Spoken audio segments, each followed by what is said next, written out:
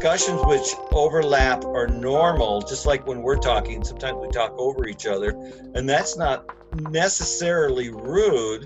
Actually, when people are very engaged and really enjoying it on both sides, they'll overtalk each other. And so then you get into this expectations of respect where everybody takes turns. And so the more upset I am about you, the more normal conversations are considered rude.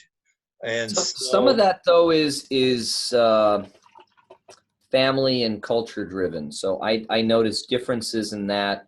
I mean, there's still the talking over within my wife's family, but you know, some of that varies, I think, a little bit within cultural and family context. And I don't want to chalk it up too much to culture, because a lot of it is just your more immediate group of people might operate in a different way. Well, but still, in conflict situations where people are trying to say things and not necessarily trying to listen, they're, you know, before you finish, I talk. And so then you feel offended because you didn't get a chance to finish.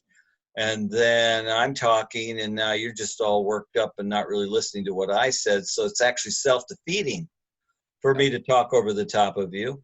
And if there were any way that I wouldn't be so emotionally wound up, I'd be able to wait, but I can't. And especially if you're saying something that is either emotionally upsetting me in a place where I feel vulnerable. Yep. Did I say that right?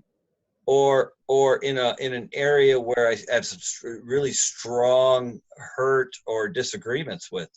And so that is just sort of like, how can you even say that? You know, and you see, you feel like interrupting. So there is some lack of respect because you're spring loaded. Yep. And if you could just calm down enough, maybe you could hear it long enough to answer it. And that also gets into some of the stuff that I really appreciate the most about Jordan Peterson, is where he talks about if you really don't understand what the other person's saying, you should probably wait and figure out what they're saying before you respond. And that's pretty good advice for anybody, but especially I'd say you and me. Yeah. Or maybe I should say me and you. Yeah. Well, you know, I've talked about that thing. Both of us, we get this thing where we get the freight train going and we're getting it up to speed. And, you know, even Superman has trouble stopping us, and we'll roll right off the tracks, man, and still just keep going. And it's actually quite intimidating. And it's counterproductive, I've found. So especially rarely works in intimate relationships, and especially, and I mean that more broadly within sort of family. But anybody you like, intimate. I mean, it doesn't even have to be physically intimate or anything like that, but just even friendships, brothers and sisters and close friends. Oh, certainly. Friends seem to give me more slack. Well, you know, and that's the other thing too. Like you were saying about different families. You know, one of my favorite sayings is, you know, when I came out of my family, all these, you know, Germans on both sides. You know, my dad's family, my mom's family, and you know, my mom had like 15 brothers and sisters, depending upon how you count them. You know, do you count the ones that never had children? Do you count all the ones, you know, as they got married, you know, half brothers, full brothers, you know, that kind of thing. And when I was talking with several of the cousins, everybody counts it a little different. So we all had different numbers. So none of, you know, I didn't get a consensus on what the right number of aunts and uncles was, no matter how you agreed to count it. And then you'd go, oh, wait a minute. Well, to be fair, some of it is that your mother was related to all of them, and so you asked some of them, and their number actually really is different because they're not related to everybody. Well, except I said to my one cousin, I said, well, yeah, but I don't count the heifers. You know, there's the heifers, you know, that I get to count and you don't get to count. And she said, oh, no, we count them too, because, you know, they all grew up together. And so we ended up with the same set of aunts and uncles, and we still came up with a different number. And I didn't take long enough to figure it out. And there's several of the relatives that put together genealogies, and There's probably an official number in there somewhere. But the point being, when you have, give or take, 15 sets of family members who are all siblings, who all then have, the only one who didn't have 4 children wasn't for lack of trying. They all had 4 children or more. And for the one that only had 2, there were others that made up the difference. And so then when you so I've got like, over 60 first cousins. And again, depending upon how you count it. And so when they all get together, everybody talking, nobody listening.